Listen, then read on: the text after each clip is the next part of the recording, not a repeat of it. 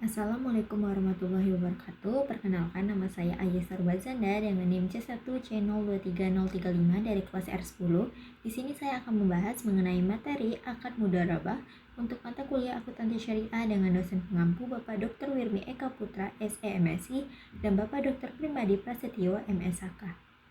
Untuk materi ini, pokok pembahasan yang akan dibahas yaitu mengenai pertama, pengertian akad mudharabah, yang kedua, jenis akad mudharabah, yang ketiga, dasar syariah, yang keempat, prinsip pembagian hasil usaha, yang kelima, perlakuan akuntansi menurut PSAK nomor 105, dan yang keenam yaitu ilustrasi kasus akad mudharabah. Pengertian akad mudharabah.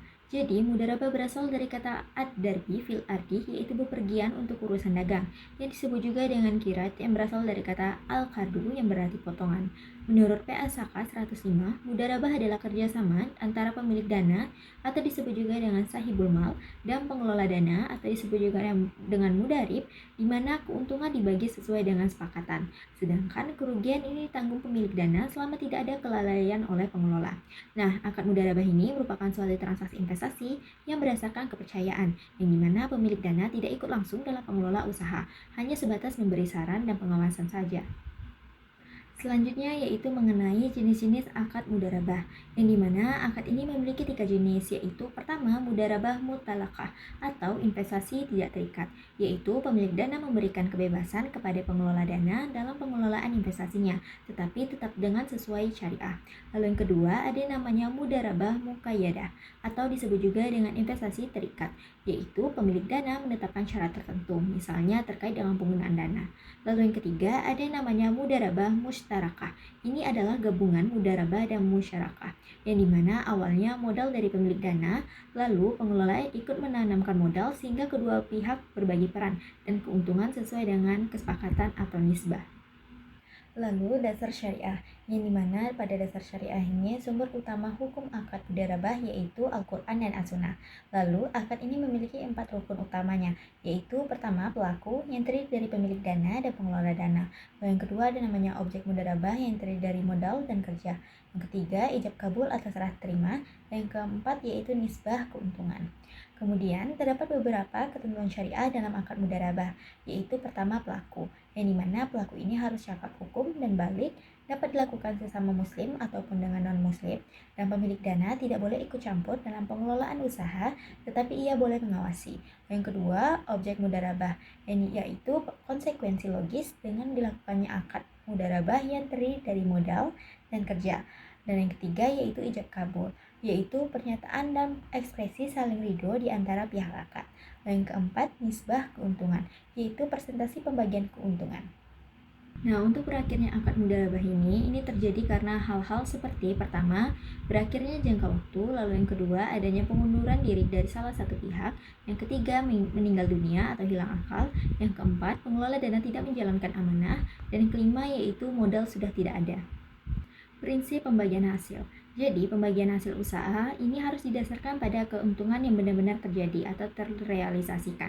Nah, terdapat 2 pendekatan dalam pembagian hasil usaha untuk akad ini, yaitu pertama, berdasarkan prinsip bagi hasil, yaitu pembagian didasarkan laba neto atau laba bersih. Lalu yang kedua, ada namanya berdasarkan prinsip bagi hasil, yaitu pembagian didasarkan pada laba kotor sebelum dikurangi oleh biaya-biaya tertentu. Nah, kemudian untuk akad mudharabah musyarakah ini sendiri memiliki 2 pendekatan bagi hasil, yaitu pertama, keuntungan dibagi sesuai nisbah, lalu sisa hasil investasi dibagi lagi berdasarkan porsi modal. Lalu yang kedua, keuntungan dibagi berdasarkan porsi modal, lalu sisa hasil investasi dibagi sesuai nisbah. Perlakuan akuntansi menurut PSAK 105. Yang pertama yaitu akuntansi untuk pemilik dana, yang dimana pengakuan ini dana dicatat sebagai investasi mudharabah saat kas atau aset diserahkan. Lalu pengukuran, jika dalam bentuk kas ini dicatat sebesar jumlah yang dibayarkan, dan jika dalam bentuk aset non-kas ini dicatat sebesar nilai wajar saat penyerahan. Nah, apabila nilai wajar ini lebih besar dari nilai buku, maka diakui keuntungan tangguhan atau diamortisasikan. Dan jika nilai wajar ini lebih kecil daripada nilai buku, maka diakui sebagai kerugian. Lalu penurunan, nilai yang jika terjadi sebelum usaha ini diakui sebagai kerugian, lalu mengurangi investasi. Dan apabila terjadi setelah usaha, maka dicatat sebagai penyisihan dan diperhitungkan saat bagi hasil. Kemudian kerugian, yang dimana ini diakui sebagai penyisihan agar nilai investasi tetap terlihat.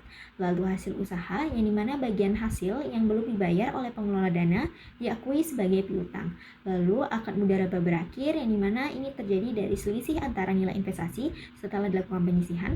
Pengembalian dana diakui sebagai keuntungan atau kerugian. Lalu penyajian, yang dimana disajikan sebesar nilai tercatat setelah dikurangi penyisihan kerugian. Lalu pengungkapan, yaitu mengungkapkan akad, porsi dana, bagi hasil, jenis investasi, dan penyisihan kerugian. Selanjutnya, perlakuan akuntansi untuk mengelola dana. Yang pertama yaitu pengakuan, yaitu dana diterima sebagai dana syirkah temporer sebesar jumlah yang diterima.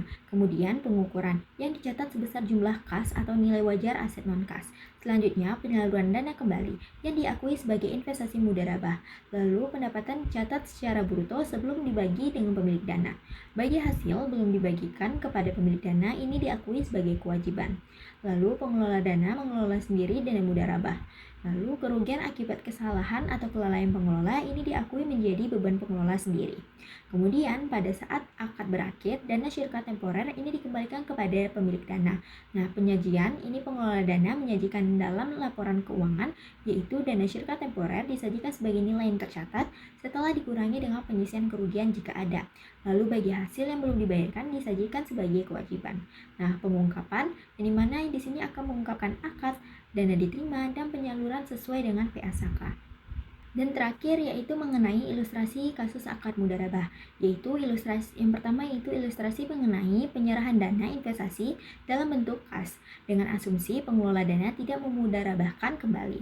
Nah, ilustrasi ini dimulai dari tanggal 1 Januari 2011. Nah, setelah melakukan akad, pemilik dana ini menyerahkan dana sebesar Rp100.000. Nah, periode akad 2 tahun. Nah, nisbah bagi hasil pengelola pemilik dana yaitu 3:1. Maka pemilik dana mencatat dengan jurnal investasi mudharabah yaitu Rp100.000 di debit dan kas Rp100.000 di kredit, dan pengelola dana mencatat kas Rp100.000 di debit dan dana syirkah temporer Rp100.000 di kredit. Kemudian, tanggal 31 Desember 2011, jika hasil pengolahan dana selama tahun 2011 memperoleh pendapatan sebesar Rp10.000 dan menanggung beban Rp8.000, maka pemilik dana ini tidak mencatat dan pengelola dana mencatat pendapatan dengan jurnal debit kas atau piutang sebesar Rp10.000 dan kredit pendapatan Rp10.000, serta mencatat beban dengan debit sebesar Rp8.000 dan kredit kas atau utang sebesar Rp8.000 di kredit. Nah, pada akhir periode dilakukan jurnal penutup dengan mendebitkan pendapatan Rp10.000 dan mengkreditkan beban sebesar Rp8.000 serta mengkreditkan pendapatan yang belum dibagikan sebagai kewajiban sebesar Rp2.000. Lalu membagi laba sebesar Rp2.000 sesuai dengan nisbah, yaitu pengelola dana memperoleh sebesar Rp1.500 dan pemilik dana memperoleh sebesar Rp500. Nah, bagian pemilik dana ini dicatat sebagai pendapatan bagi hasil dengan jurnal debit kas Rp500 dan kredit pendapatan bagi hasil mudharabah Rp500. Jika belum dibayarkan, maka dicatat sebagai piutang bagi hasil sebesar Rp500 dan saat di kas diterima dilakukan dengan jurnal debit kas yaitu Rp500 dan kredit piutang bagi hasil yaitu Rp500. Nah, dari sisi pengelola dana, pembagian laba ini dicatat dengan mendebitkan pendapatan yang belum dibagikan sebesar Rp2.000 dan mengkreditkan kas sebesar Rp2.000. Lalu tanggal 31 Desember 2011 dilakukan jurnal penutup dan menyajikan laporan keuangan yaitu neraca, yang dimana dari sisi pemilik dana pada bagian aset terdapat investasi mudharabah sebesar Rp100.000 dan tidak terdapat penyisian kerugian sehingga total aset tetap Rp100.000. Sementara itu dari sisi pengelola dana pada bagian utang terdapat dana syirkah temporer sebesar Rp100.000 dan tidak terdapat penyisian kerugian sehingga totalnya tetap Rp100.000. Selanjutnya, pada tanggal 31 Desember 2012, usaha memperoleh pendapatan sebesar Rp8.000 dan menanggung beban sebesar Rp10.000, sehingga terjadi kerugian sebesar Rp2.000. Dalam hal ini, pemilik dana ini akan mencatat kerugian tersebut dengan mendebitkan kerugian mudharabah sebesar Rp2.000 dan mengkreditkan penyisian kerugian mudharabah sebesar Rp2.000. Lalu, pengelola dana tetap mencatat pendapatan dengan mendebitkan kas atau piutang sebesar Rp8.000 dan mengkreditkan pendapatan sebesar Rp8.000 serta mencatat beban dengan debit beban Rp10.000 dan kredit kas atau utang sebesar Rp10.000. Nah, pada akhir periode dilakukan jurnal penutup dengan mendebitkan pendapatan Rp8.000 dan mendebit penyisihan kerugian Rp2.000 serta mengkreditkan beban Rp10.000. Kemudian dalam penyajian laporan keuangan per 31 Desember 2012, setelah terjadi kerugian dari sisi pemilik dana pada bagian aset terdapat investasi mudharabah sebesar Rp100.000 yang dikurangi dengan penyisihan kerugian sebesar Rp2.000 sehingga nilai yang tercatat yaitu menjadi Rp98.000. Nah, dari sisi pengelola dana pada bagian utang terdapat dana syirka temporer sebesar Rp100.000 yang juga dikurangi penyisihan kerugian sebesar Rp2.000 sehingga nilai tercatat menjadi Rp98.000. Nah, terakhir pada tanggal 1 Januari 2013 yaitu pada saat berakhirnya akad dilakukan pengembalian investasi mudharabah yang dimana pemilik dana ini menerima pengembalian sebesar Rp98.000. Pencatatan dari sisi pemilik dana adalah kas sebesar Rp98.000 dan penyisihan kerugian mudharabah Rp2.000 di debit dan investasi mudharabah sebesar Rp100.000 di kredit. Kemudian dari pengelola dana dilakukan pencatatan dana syirkah temporer sebesar Rp100.000 di debit dan kas Rp98.000 dan penyisihan kerugian sebesar Rp2.000 di kredit. Selanjutnya yaitu ilustrasi kasus akad mudharabah dalam bentuk aset on kas, yang dimana untuk jurnalnya sebenarnya hampir sama dengan bentuk kas, namun yang membedakan itu ada di awal, yaitu pada tanggal 1 Januari 2011. Di sini pemilik dana menyerahkan aset on kas dengan nilai buku sebesar Rp8.000. Lalu dinilai sebesar nilai wajarnya yaitu sebesar Rp100.000. Nah, selisihnya ini tidak langsung dianggap sebagai keuntungan, tetapi dicatat sebagai keuntungan tangguhan. Sementara dari sisi pengelola dana tetap dicatat sebagai dana syirka temporer sebesar Rp100.000. Lalu pada tanggal 28 Februari 2011, sebelum usaha mulai berjalan, di tabel terlihat ada penurunan nilai aset sebesar Rp5.000. Nah, di bagian ini pemilik dana langsung mencatat kerugian yang mengurangi nilai investasi dengan bentuk jurnal yang ada di tabel ini. Nah, begitu pula dengan pengelola dana.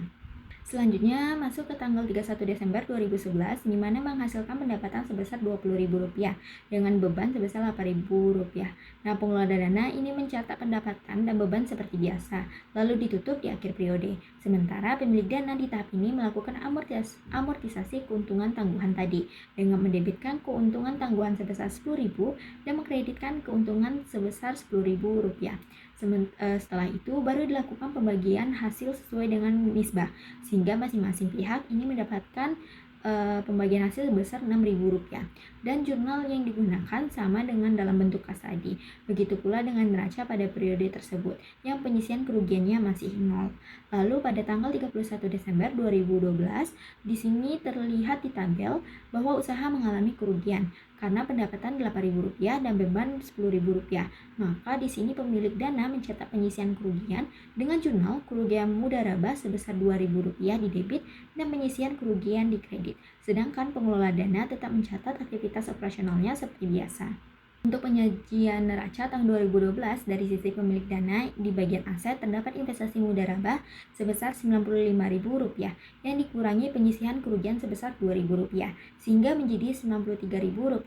Sedangkan dari sisi pengelola dana di bagian utang terdapat dana syirka temporer sebesar Rp95.000 yang juga dikurangi dengan penyisihan kerugian sebesar Rp2.000 menjadi Rp93.000. Terakhir pada tanggal 1 Januari 2013 saat akhir periode, saat akad berakhir, dilakukan pengembalian investasi yang dimana pemilik dana mencatat aset non kas sebesar Rp93.000 di debit, penyisihan rugi mudharabah sebesar Rp2.000 di debit dan investasi mudharabah sebesar Rp95.000 di kredit. Sedangkan pengelola dana mencatat dana syirkah temporer di debit sebesar Rp95.000, aset non kas Rp93.000 di kredit dan penyisihan kerugian sebesar Rp2.000 di kredit. Kesimpulan dari materi ini yaitu akad mudharabah adalah kerjasama pemilik dana dan pengelola dengan keuntungan dibagi sesuai nisbah dan kerugian ditanggung pemilik dana selama tidak ada kelalaian dari pengelola. Nah, akad ini berbasis kepercayaan yang memiliki 3 jenis mudharabah, yaitu mudharabah mutalakah, lalu mudharabah muqayyadah dan mudharabah mushtarakah.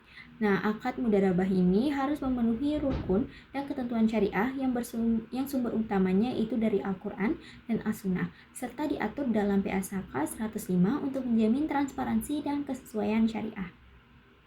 Baiklah, cukup sekian penjelasan materi saya. Apabila ada kesalahan ataupun kekurangan, mohon dimaafkan. Saya ucapkan terima kasih. Wassalamualaikum warahmatullahi wabarakatuh.